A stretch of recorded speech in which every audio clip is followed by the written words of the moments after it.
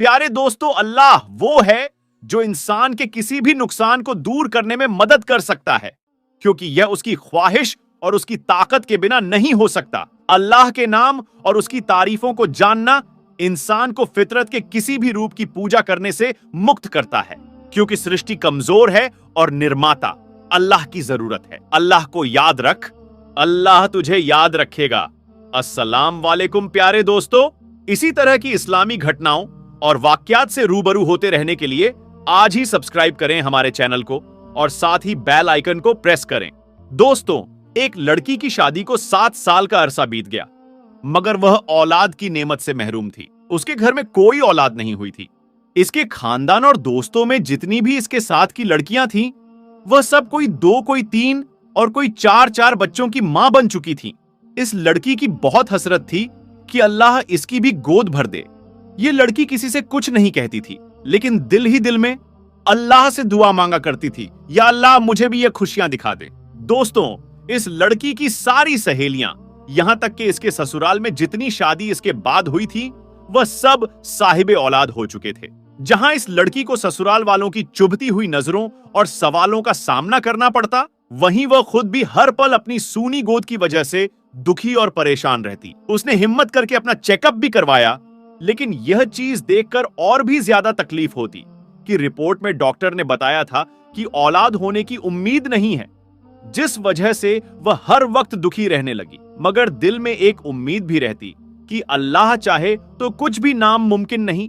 Doctor की बात कभी भी हतमी नहीं हो सकती, क्योंकि वह सिर्फ अपना अंदाजे और अपने तजुर्बे की बुनियाद पर कुछ कह सकते हैं, लेकिन हकीकी फैसला तो अल्लाह के पास है। लड़की का दिल अगर बहुत ज्यादा उदास होता तो वह छुपकर अपने कमरे में जी भरकर रो लेती थी। कोई भी इसकी तकलीफ को समझ नहीं पा रहा था कि वह औलाद ना होने की वजह से खुद कितनी तकलीफ से गुजर रही है। ससुराल वाले तो बातें बनाते ही थे, लेकिन रिश्तेदारों और पड़ोसियों की बातें जलती पर तेल का काम किया करती थी, और उसकी सास कुछ बातें बाद में कर देती, जिन्हें सुनकर उसका दिल चाहता था कि वह मर जाए या उन लोगों से कहीं दूर चली जाए, क्योंकि उन लोगों की बातें दिन ब दिन बढ़ती ही चली जा रही थी। लेकिन उसे उम्मीद थी तो सिर्फ अल्लाह पाक से। वह हर नमाज में रो रो कर बस अल्लाह से एक ही फरियाद करने लग गई कि वह उसे औलाद की नेमत से नवाजे। जैसे जैसे लोगों के ताने बढ़ रहे थे, उसी तरह उसकी इबादत भी बढ़ रही थी। वह बस अल्लाह की रहमत की आस में थी कि कब उसकी दुआ कबूल होती है।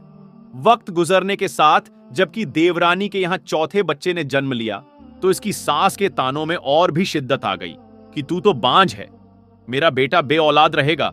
आखिर मेरे बेटे का कसूर क्या है जो यह बांझ पल्ले पड़ गई।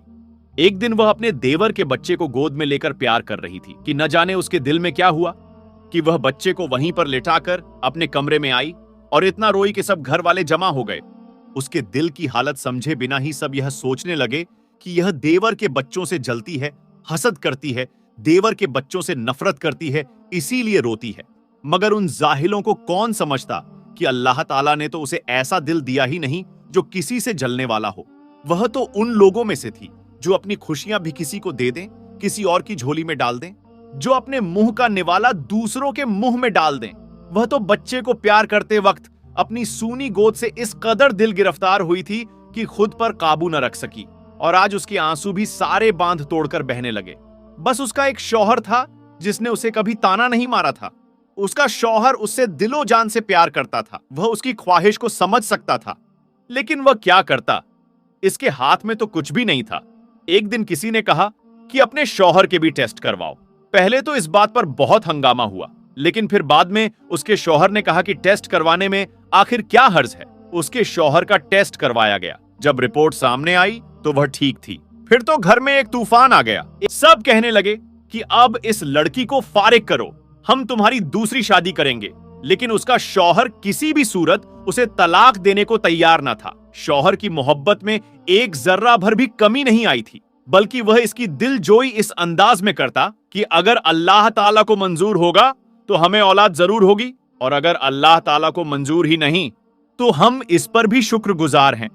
इसने अपने शौहर से कहा कि आप दूसरी शादी कर लो, मगर वह अपनी बीवी से बहुत प्यार करता था, इसीलिए किसी भी सूरत नहीं माना, यानी दूसरी शादी करने को तैयार ना हुआ। एक दिन इसकी सास ने बहुत लान तान की, यहां तक कह दिया कि तुम चाहती ही नहीं कि हमारे घर खुशियां आएं, मेरे बेटे का भी कोई वारिस हो।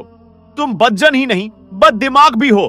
सास की जली कटी बातें सुनकर यह बहुत परेशान हुई और उसने वजू किया और नमाज के लिए खड़ी हो गई। जब दुआ के लिए हाथ उठाए तो ऐसी रिक्कत तारी हुई कि कुछ ना बोला जाए।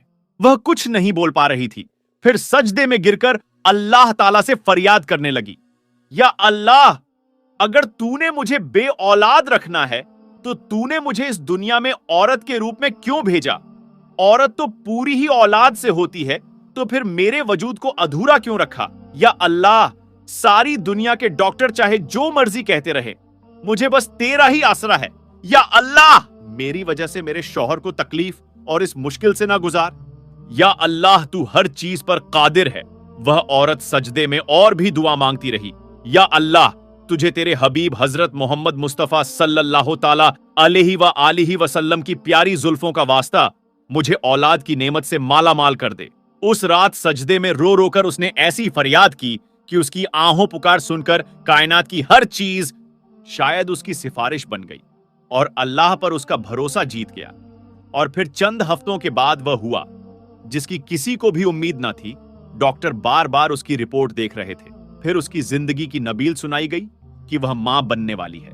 यह सुनते ही उसने बिना किसी की परवाह किए वह अस्पताल के फर्श पर ही सजदा रेज हो गई और अल्लाह ताला का शुक्र अदा किया। या अल्लाह, तेरा शुक्र है, तेरा करम है, मुझ गुनहगार की तूने सुन ली। तो दोस्तों, चाहे कुछ भी हो जाए, कभी भी किसी भी हालत में मायूस नहीं होना चाहिए। बेशक अल्लाह ताला जो चाहे वह कर सकता है। लोग कुछ भी कहें, बस अल्लाह ताला पर मुकम्मल भरोसा रखें। न कभी किसी का बुरा सोचें, न बुरा करें। दिल की जमीन को हमेशा पाक रखें। प्यारे दोस्तों, एक दूसरे के लिए दुआएं मांगना बहुत अच्छा और बेहतरीन अमल है। इसीलिए एक दूसरे के लिए दुआएं मांगा करें। एक शहर में एक चोर रहता था जो अपने काम में बड़ा ही माहिर था। वह किसी भी जगह चोरी करने के लिए पहुंच जाया करता था। चोरी उसकी आदत बन चुकी थी। एक दिन वह चोरी करने के लिए किसी तरह बादशाह के महल में पहुंच गया और कीमती चीजें चुराने के लिए पसंद करने लगा। इसी दौरान महल के मुख्तलिफ कमरों में गया। चलते चलते जब वह एक कमरे के पास पहुंचा तो उसे अंदर से बादशाह और मल्लिका की आवाजें सुनाई दी जो आपस में बातचीत कर रहे थे। चोर दरवाजे से कान लगाकर उनकी बातें सुन रहा था। बादशाह अपनी बीवी से कह रहा था कि हमारी एक ही बेटी है और मेरी ख्वाहिश है कि मैं अपनी बेटी की शादी किसी ऐसे शख्स से करूं जो बहुत ही परहेजगार, इबादत गुजार और नेक हो, जो लोगों के काम आता हो, लोगों के दुख दर्द में शरीक होता हो और किसी को तकलीफ ना पहुंचाता हो। बादशाह अपनी बीवी से बातें कर रहा था और बाहर दरवाजे के साथ कान लगाकर चोर उनकी सारी बातें सुन रहा था। इसी दौरान चोर के दिमाग में ख्याल आया कि क्यों ना मैं कोई ऐसा तरीका अपनाऊं कि बादशाह अपनी बेटी की शादी मुझसे कर दे। मैं बादशाह की अपने दामाद के हवाले से खूबियां सुन चुका हूं, लिहाजा मुझे एक बहरूप अपनाना चाहिए कि मैं उनकी उम्मीदों पर खरा उतरूं और बादशाह बाखुशी अपनी बेटी की शादी मुझसे कर दे। यूं चोरी से मेरी जान छूट जाएगी और बाकी जिंदगी ऐशो आराम और सुकून के साथ गुजरेगी। चोर ने वहीं खड़े खड़े प्लान बना लिया कि कैसे मैं बादशाह को धोखा दूंगा ताकि वह अपनी बेटी की शादी मुझसे कर दे। क्योंकि बादशाह की कोई नरीना औलाद नहीं थी, यानी बादशाह के कोई लड़का नहीं था, इसलिए बादशाह की मौत के बाद मैं ही इस मुल्क का बादशाह बन जाऊंगा और उसकी सारी दौलत का मालिक भी मैं अकेला ही बनूंगा। यह प्लान बनाकर चोर ने चोरी का इरादा खत्म किया और दिल में ख्याल किया कि अब मैं चोरी नहीं करूंगा और नेकी और रहमदिली का ढोंग रचाकर कहीं डेरा डाल लेता हूं ताकि बादशाह अपनी बेटी की शादी मुझसे कर दे और यूं मेरा मंसूबा कामयाब हो जाएगा। चोर महल से निकलकर अपने घर की तरफ चल पड़ा। सारे रास्ते वह यही सोचता रहा कि कौन सा तरीका अपनाया जाए कि बादशाह को अपनी उम्मीदें मुझ में नजर आ जाएं और वह मुझे अपना दामाद बना ले। घर पहुंचकर अपने बिस्तर पर लेटा और बादशाह का दामाद बनने का ख्वाब लेकर सपनों की दुनिया में चला गया। अगले दिन वह चौर उठा और शहर के करीब एक जंगल में चला गया और अपने मंसूबे के तहत वहां पर उसने एक कुटिया बनाई जिसमें उसने रिहाइश इख्तियार कर ली, यानी वहां रहने लगा। चोर ने खाना बदोशी की जिंदगी नेक और परहेजगार बनने के लिए नहीं बल्कि अपनी ख्वाहिश को पूरा करने के लिए की थी। इसलिए उसने वहां पर रहकर इबादत, रियाजत की अदाकारी शुरू कर दी। उस जंगल में आने जाने वाले शिकारी जब उस कुटिया में एक शख्स को इबादत व रियाजत में मसरूफ देखते तो उससे बड़ा मुतासिर होते और शहर जाकर उसकी बातें करते। यूं आहिस्ता आहिस्ता उस चोर की बहुत शोहरत होने लगी, जिसकी खबर बादशाह सलामत को भी हो गई कि जंगल में एक बहुत ही नेक परहेजगार, मुत्तकी, इबादत गुजार शख्स है जो दुनिया वालों से दूर अपनी अलग ही दुनिया बसाए हुए है। बादशाह ने अपने कारिंदों को उस शख्स की खबर लेने के लिए भेजा तो उन्होंने वापस आकर बादशाह को सारी सूरतें हाल से आगाह किया कि कुटिया में मौजूद फकीराना लिबास में मलबूस शख्स हर वक्त इबादत में मसरूफ रहता है। बादशाह ने अपनी बीवी से उस शख्स के हवाले से बात की कि शहर के करीब जंगल में एक ऐसा शख्स मौजूद है जो मेरी उम्मीदों पर पूरा उतर रहा है, क्योंकि वह बहुत ही इबादत गुजार, परहेजगार और नेक इंसान है और हमें ऐसे ही किसी शख्स की तलाश थी जिसे मैं अपना दामाद बना सकूं। मल्लिका ने कहा कि अगर ऐसा शख्स मिल गया है तो आप देर ना करें, कहीं ऐसा ना हो कि वह शख्स हमसे दूर चला जाए और यह सुनहरा मौका हमारे हाथों से निकल जाए। आप अपना पैगाम फौरन उस शख्स के पास पहुंचा दें। अगले दिन बादशाह ने वजीर को बुलाया और उसे अपनी ख्वाहिश के हवाले से बताया कि मैं चाहता हूं कि मेरी बेटी की शादी किसी ऐसे शख्स से हो जो कि परहेजगार, नेक और इबादत गुजार और खिदमत खल्क का जज्बा रखता हो और मेरे बाद बादशाहत के काम अच्छी तरीके से अंजाम दे सके। अब मुझे एक ऐसा शख्स मिल गया है, इसलिए तुम उसके पास जाओ और मेरा पैगाम उस तक पहुंचा दो। बादशाह के हिदायत के मुताबिक वजीर जंगल की तरफ रवाना हो गया। कुटिया में पहुंचकर उसने चोर को देखा जो एक परहेजगार और नेक बंदे का बहरूप धारे बैठा हुआ था। वजीर काफी देर तक उसे इबादत में मग्न देखता रहा। काफी देर बाद चोर ने आने की वजह पूछी तो वजीर बोला कि मैं आपके पास बादशाह सलामत का एक पैगाम लेकर आया हूं। बादशाह की एक ही बेटी है जिसकी शादी वो किसी नेक परहेजगार इंसान के साथ करना चाहता है जो दिन रात तकवा और परहेजगारी में मसरूफ रहता हो, इबादत करता हो, लोगों का भला चाहता हो। लिहाजा आपकी शोहरत सुनकर बादशाह सलामत ने पैगाम भेजा है कि आप उनकी बेटी से शादी कर लें। चोर यह सुनकर कुछ देर के लिए खामोश हो गया। चोर ने यह बहरूप इसीलिए तो बना रखा था, दिन रात इबादत रियाजत में इसी वजह से मसरूफ रहा था, नेकी और परहेजगारी के कामों में लगा रहता था, लोगों को भलाई की नसीहत करता था। अब जबकि बादशाह की दामादी का मनसब उसके करीब था, बादशाह खुद चाहता था कि वह उसकी बेटी से शादी कर ले। बादशाह तो उसके करीब थी। मालो दौलत, हसब नसब, ऐशो आराम उसकी ख्वाहिश पर मुनहसिर था, मगर अब वह बादशाह का पैगाम सुनकर खुश नहीं हुआ। उसके दिल को राहत नहीं मिली। उसने वजीर से कहा कि ठहरिए साहब, मैं आपको अपनी असलियत बताना चाहता हूं। मैं दरअसल एक चोर था, चोरी मेरा पेशा था।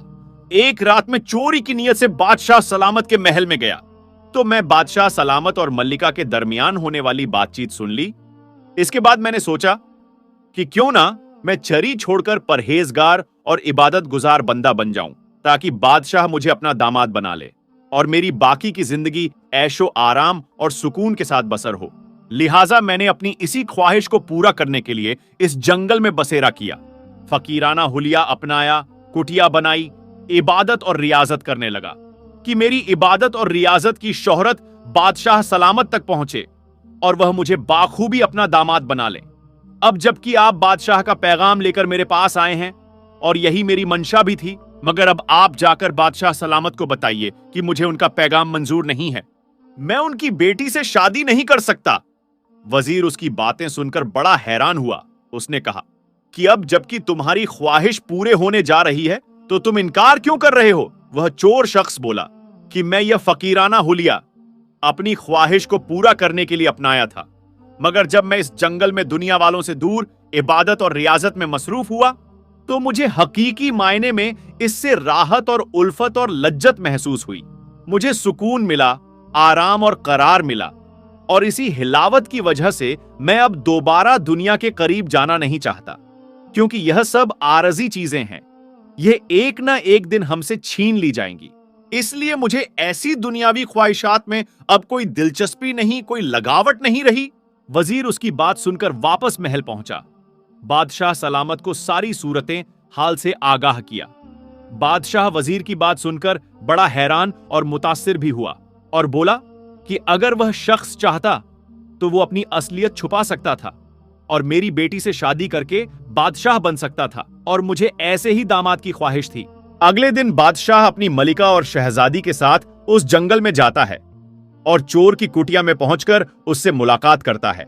बादशाह ने उसे बताया कि तुमने मेरी जो बातें सुनी थी वह हकीकत पर मबनी थी, लिहाजा कुदरत को तुम्हारी बेहतरी मंजूर थी, इसलिए तुम चोरी की नीयत से आए और हमारी बातें सुन ली, और आज तुम हकीकत में एक इबादत गुजार और परहेजगार और मुत्तकी शख्स बन चुके हो, और मुझे ऐसे ही शख्स की तलाश थी, इसलिए अब तुम इनकार ना करो और मेरी बेटी से शादी कर लो। फिर वह उसे लेकर अपने महल में चले आते हैं और शहजादी की शादी उससे कर देते हैं।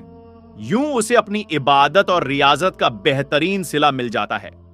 तो दोस्तों, हमारी कोई भी इबादत बेकार नहीं जाती, शर्त यह है कि दिल से अपने रब को पुकारा जाए।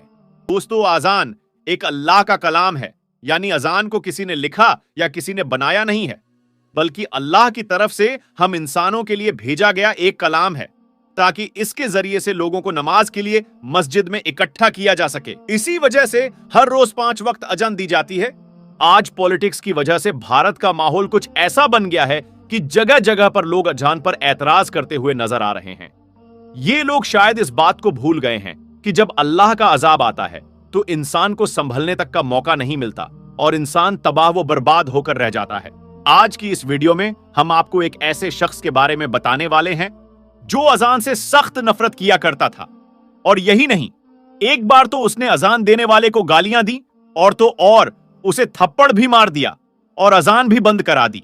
बाद में उस शख्स के साथ में जो कुछ हुआ उसके बारे में जानकर यकीनन आप लोग भी हैरान और परेशान हो जाओगे। इसीलिए आज का वीडियो आप सभी के लिए बहुत ही खास है।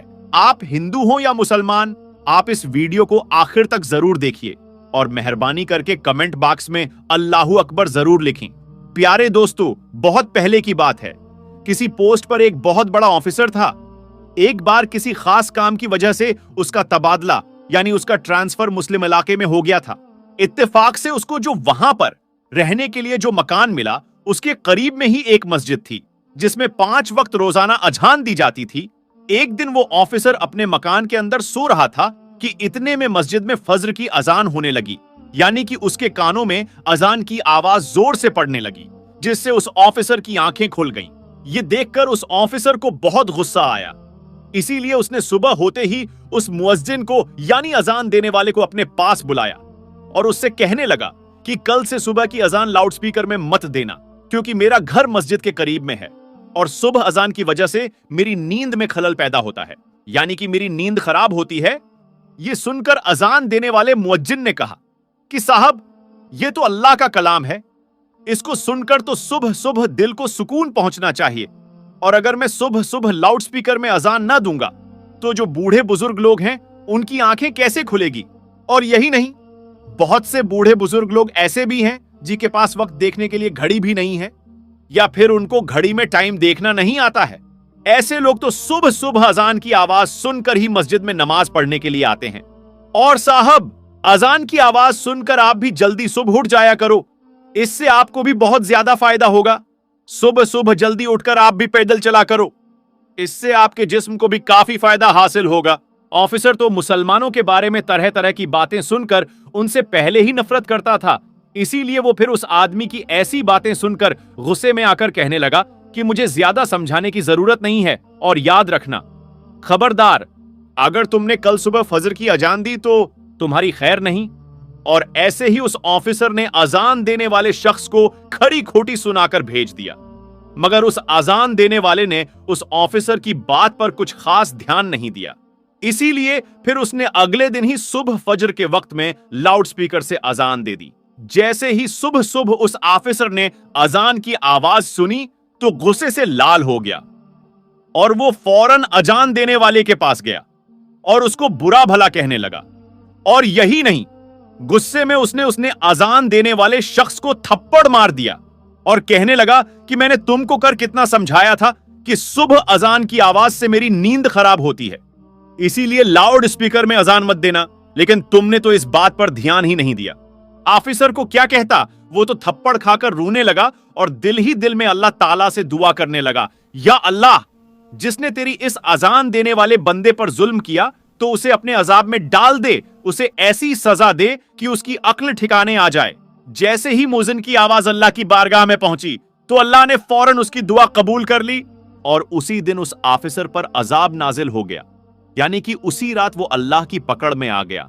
जिस दिन उसने अजान देने वाले को थप्पड़ मारा, उस रात वो अपने घर में सोया था, मगर सुबह वो उठ न सका, क्योंकि उसी रात उसके जिस्म के आधे हिस्से पर लकवा मार गया, जिसकी वजह से उसके हाथ हिलने के काबिल भी नहीं रहे।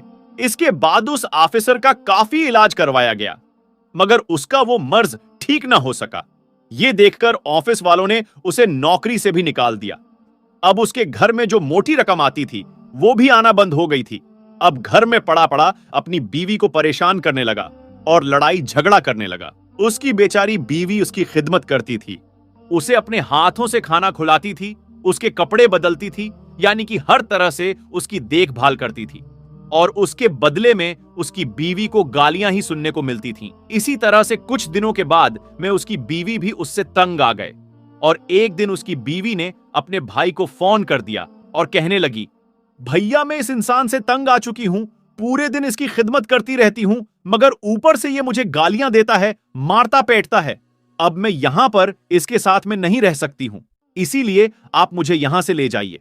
ये सुनकर ईस का भाई उसे फौरन लेने आ गया और फिर उस अफसर की बीवी अपने मायके चली गई। इसी दौरान उस ऑफिसर के दूसरे हिस्से पर भी लकवा पड़ गया। अब उसके जिस्म का दूसरा हिस्सा भी काम करना बंद कर दिया। अब उसकी दोनों टांगें सीने से जा लगी थी। अब ऑफिसर एक जिंदा लाश बनकर रह गया था। अब न ही उसके हाथ हिल रहे थे और न ही उसके पांव काम कर रहे थे, और घर में न ही कोई उसकी देखभाल करने वाला था। यह देखकर एक दिन उस ऑफिसर का छोटा भाई उसके पास आया और उसे उठाकर अपने घर ले गया।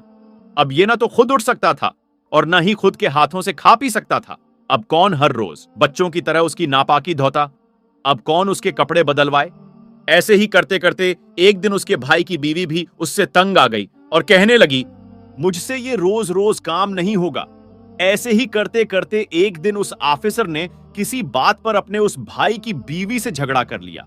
उसे कोई बुरी बात कह दी क्योंकि उसकी जबान काबू में न थी, इसीलिए उसने अपने भाई की बीवी को गालियां सुना दी। उसकी गालियां सुनकर भाई की बीवी रोने लगी और अपने शौहर से कहने लगी, अब या तो इस घर में तुम्हारा भाई रहेगा या फिर मैं रहूंगी। ये सुनकर भाई ने सोचा कि इस बीमार भाई के चक्कर में मेरी जिंदगी बर्बाद हो जाएगी, इसीलिए क्यों ना इसी को यहां से हटा दिया जाए। इसीलिए फिर उसने अपने बेटों के साथ मिलकर गुस्से में अपने भाई की चारपाई उठाई और उसको ले जाकर सड़क के किनारे पर रख दिया। दोस्तों, उस वक्त सख्त गर्मी का मौसम था, इसीलिए थोड़ी ही देर में वो सूरज की गर्मी में तपने लगा। उसको पसीना आने लगा। अब उसे जोरों की प्यास भी लग चुकी थी। सुबह से उसने कुछ खाया पिया भी नहीं था। अब अफसर अपनी चारपाई पर पड़े रो रहा था और कराह रहा था और कह रहा था कि कोई तो मेरी मदद करो, कोई तो मुझे पानी पिला दो, कोई मुझे खाना खिला दो। इत्तेफाक से उसी रास्ते से उसी मुअज्जिन का गुजर हुआ जिसे उसने थप्पड़ मारा था। उसने देखा कि सड़क के किनारे पर एक चारपाई पर एक शख्स लेटा फरियाद कर रहा है। यह देखकर वो मुअज्जिन उसके पास गया। जैसे ही उसने उस अफसर को देखा तो वो पहचान गया कि ये वही ऑफिसर है जिसने उसको थप्पड़ मारा था। ये देखकर मुअज्जिन हैरान हो गया और पूछने लगा, ऐ शख्स, तुम्हारे साथ ये क्या हो गया? तुम एक बहुत बड़े ऑफिसर हुआ करते थे। वो ऑफिसर भी मुअज्जिन को पहचान चुका था और उसने पड़े पड़े ही मुअज्जिन के आगे अपने हाथ जोड़ दिए और कहने लगा कि मेरी बर्बादी उसी दिन शुरू हो गई थी जिस दिन मैंने आपको थप्पड़ मारा था। फिर उस ऑफिसर ने अपनी पूरी दर्द भरी कहानी उस मुअज्जिन को सुना डाली। उसने बता दिया कि उसी रात मेरे जिस्म पर लकवा पड़ गया था और उसके बाद से मेरी हालत बिगड़ते बिगड़ते आज मेरी हालत ऐसी हो गई है कि आज मेरे पास में कोई खड़ा नहीं होता है। मेरे सब अपनों ने मुझे ठुकरा दिया है। इतना कहते कहते वो अफसर फुट फुट कर रोने लगा। उस शख्स की हालत देखकर उस मुअज्जिन को उस पर तरस आ गया। उसने उसको पानी पिलाया और उसके लिए खाना लेकर आया और अपने हाथों से उसको खाना खिलाया। और यही नहीं, फिर उसे उठाकर वो अपने घर भी ले गया और खूब अच्छी तरह से उसकी खिदमत करने लगा। उस मोजिन ने उसे बताया कि तुमने अल्लाह की शान में गुस्ताखी की है, इसीलिए तुम सच्चे दिल से अल्लाह से मुआफी मांगो। ये सुनकर वो ऑफिसर सच्चे दिल से अल्लाह की बारगाह में रो रो कर अल्लाह से मुआफी मांगता रहा और साथ ही वो मुअज्जिन उसके हक में दुआ करने लगा। अल्लाह ने फौरन उनकी दुआ को कबूल फरमाया। इसीलिए थोड़ी ही दिनों की खिदमत के अंदर ऑफिसर पूरी तरह से ठीक हो गया और वो उठकर चलने फिरने लगा। तो प्यारे दोस्तों, याद रखें, जो कोई जिस मजलूम पर जुल्म करता है उस पर फिर उसी तरह से अल्लाह का अजाब उतरता है। बाज मर्तबा इंसान अपनी औकात को भूल जाता है। आज हमारे पास में वक्त है सही मानों में इंसान बनने का, अपनी औकात को याद करने का। प्यारे दोस्तों, आपने बहुत सी करामात के बारे में सुना होगा, लेकिन आज हम आपके सामने ऐसी करामात पेश करने जा रहे हैं जिसका हर किसी को यकीन करना बड़ा मुश्किल है। जी हां, आज हम आपके सामने ऐसी करामात का तज़किरा करने जा रहे हैं जिसकी वजह से एक ट्रेन एक जगह रुक गई और आगे नहीं बढ़ रही थी। उस पर सफर करने वाले तमाम लोग परेशान हो गए। फिर कैसे यह ट्रेन आगे बढ़ी और कैसे हुई ये करामत, आइए आपको बताते हैं। लेकिन उससे पहले, अगर अभी तक आपने उस वीडियो को लाइक नहीं किया तो उस वीडियो को लाइक करें और हमारे चैनल को भी सब्सक्राइब जरूर कर लीजिएगा। दोस्तों, हजरत चुन चुन बाबा रहमतुल्लाही अलैह आपका नाम हजरत सैयद रहमतुल्लाही अलैही है। आपका आस्थान मुबारक उज्जैन में है। सैयद रहमतुल्लाही अलैह शाह बाबा बड़े ही शान और मकाम वाले बुजुर्ग गजरे हैं। आपसे बेशुमार करामतों का ज़ुहूर हुआ, लेकिन एक करामत आपकी ऐसी है जिसे सुनने की बाद आप सभी हैरत में पड़ जाएंगे। एक बार का जिक्र है। हादिर सैयद रहमतुल्लाही अलैह ट्रेन में बैठकर उज्जैन से फतेहाबाद जा रहे थे। रास्ते में चिंतामानगढ़ स्टेशन पर टीटी, जिसका नाम बीबीसी पाठक है, उसने आपसे टिकट मांगा। आपने कहा, ए खुदा के बंदे, हम फकीर हैं, टिकट हम नहीं जानते हैं। टीटी बहुत हैरान हुआ और उसे गुस्सा आ गया और कहा, बाबा टिकट तो दिखाना पड़ेगा वरना ट्रेन से नीचे उतार दिए जाओगे। इसके बाद भी हजरत सैयद शाह बाबा ने वही फरमाया कि हम फकीर हैं, हमारे पास टिकट विकट कुछ नहीं है। ये सुनते ही टीटी पाठक को बहुत गुस्सा आया। इसने उनको जबरदस्ती ट्रेन से नीचे उतार दिया और उनसे बुरा भला कहने लगा। जब टीटी ने आपके साथ इतना बड़ा सुलूक किया तो आपको गुस्सा आ गया और आप वहां से छोड़ चुपचाप चले गए। इसके कुछ देर के बाद जब गार्ड ने हरी झंडी दिखाई ट्रेन को चलाने के लिए, तो पायलट ने ट्रेन को चलाने के लिए आगे बढ़ाया तो ट्रेन चल ही नहीं रही थी। ट्रेन ने सीटी मारी लेकिन आगे नहीं बढ़ रही थी और फोरमैन ने पूरी ट्रेन की चेकिंग की कि शायद कोई खराबी आ गई हो, लेकिन ट्रेन में कोई भी खराबी नहीं निकली और ट्रेन आगे भी नहीं बढ़ रही थी। उन्होंने खूब मेहनत मशक्कत की ट्रेन को चलाने के लिए, पर ट्रेन चलने नाम ही नहीं ले रही थी। अब इन लोगों का दिमाग काम करना बंद कर चुका था। वो परेशान हो गए थे। आखिर ट्रेन को क्या हो गया है? ट्रेन स्टार्ट क्यों नहीं हो रही है? आगे क्यों नहीं बढ़ रही हैं? वो सब थककर हार मान चुके थे। तभी उस ट्रेन में एक बुजुर्ग थे। उन्होंने कहा कि जब तक तुम लोग सैयद रहमा अल्लाह अलिया को ट्रेन में सवार नहीं करोगे, ट्रेन नहीं चल सकती है, क्योंकि तुमने उनके साथ जुबानी की है, उनकी शान में गुस्ताखी की है, इसलिए तुम्हारी ट्रेन आगे नहीं बढ़ रही हैं। जैसे ही ये बात लोगों ने सुनी तो हैरान हो गए और सारे ट्रेन अधिकारी सैयद बाबा के आगे हाथ जोड़कर माफी मांगने लगे और गिड़गिड़ाने लगे। हजरत सैयद रहमत अल्लाह अलिया ने कहा, मुझसे टिकट मांगता है, जबकि ट्रेन में मौजूद काफी लोगों के पास टिकट नहीं है, क्योंकि उज्जैन रेलवे खिड़की पर टिकट ही नहीं है। सारे अधिकारी ये सुनकर हैरान हो गए। जब अधिकारियों ने ट्रेन में तलाश किया तो हकीकत में किसी के पास टिकट नहीं निकला और ना ही उज्जैन टिकट घर में कोई टिकट मिला। फतेहाबाद की टिकट गायब थी। अल्लाह अकबर! ये करामत देखकर सारे लोग बहुत शर्मिंदा हुए और वो टीटी भी बहुत शर्मिंदा हुआ और वो लोग समझ गए हजरत सैयद रहमा अल्लाह बाबा बड़े ही करामत वाले हैं। जब उन्होंने सबकी चेकिंग कर ली तो आपसे आकर कहने लगे, आप हमें माफ कर दें, हमसे बहुत बड़ी भूल हो गई है, हमसे बहुत बड़ी गलती हो गई है, मेहरबानी करके हम पर रहम फरमाए और आप ट्रेन में वापस सवार हो जाएं ताकि सारे लोगों को सुकून हो जाए और हमारी ट्रेन फिर से आगे बढ़ सके। उसके बाद सैयद रहमत अल्लाह अलिया शाह बाबा को उनके ऊपर रहम आ गया और आप ट्रेन में वापस तशरीफा ले गए। जैसे ही आप ट्रेन में सवार हुए वैसे ही ट्रेन आगे बढ़ने लगी। सुभान अल्लाह! दूसरे दिन टीटी पाठक को किसी वजह से नौकरी से निकाल दिया गया। टीटी को अपनी गलती का एहसास था। वो जानता था कि ये सब सैयद रहमा अल्लाह अलिया शाह बाबा की शान में गुस्ताखी की वजह से हुआ है। उज्जैन शहर में ही हजरत मौलाना गयासुद्दीन रहमा अल्लाह अलिया का मजार अक़दस है। इन मजार के बाहर एक बुजुर्ग सूफी अब्दुल अजीज बाबा रहते थे, जो शरीयत, तरीकत व मंजिलत के मंजिलों से आगाह थे। पाठक साहब भी कभी कभी अब्दुल बाबा के पास जाते थे। एक दिन पाठक साहब ने अब्दुल अजीज बाबा से कहा, हजरत मुझसे एक गलती हो गई है।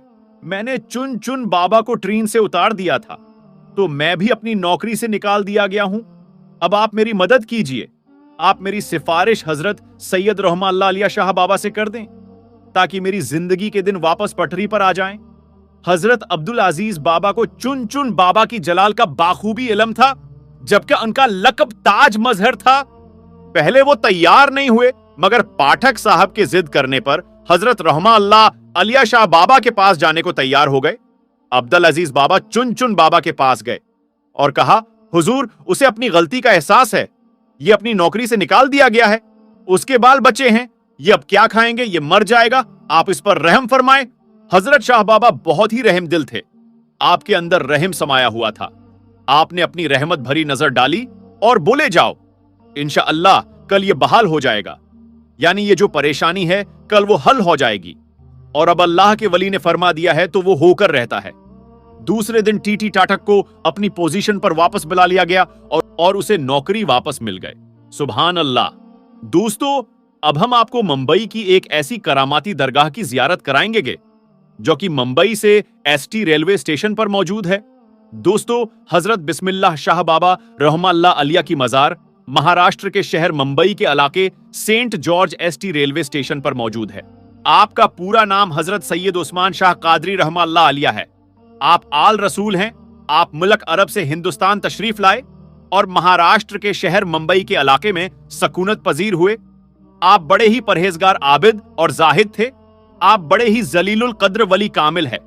आपका आस्थान मुबारक मुंबई के सीएसटी रेलवे स्टेशन पर प्लेटफार्म नंबर 15 पर मौजूद है।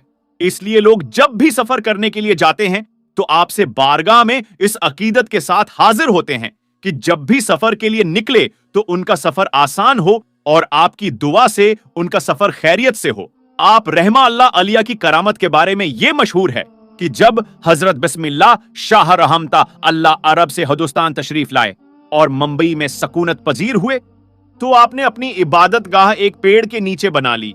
जहां आपने इबादत गाह बनाई थी वही ट्रेन की पटरी लगाई जा रही थी। एक मुरतबा हजरत बिस्मिल्लाह शाह रहमान अल्लाह अलिया चाय बना रहे थे, जिसकी वजह उसका धुआं हो रहा था, और उस वक्त ब्रिटिश अंग्रेजों का जमाना था।